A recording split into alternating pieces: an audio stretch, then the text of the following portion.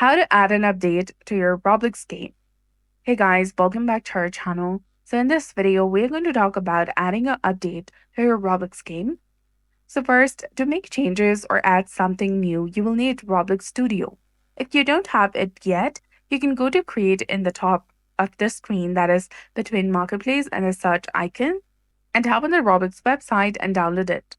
If you already have a Roblox Studio, open it and find a game that you want to update in your recent experiences and click on it and make your changes like smoothing something out or adding something new. And then in the top left corner, click on File and then click on Save to Roblox. Finally, click on File again and then Publish to Roblox.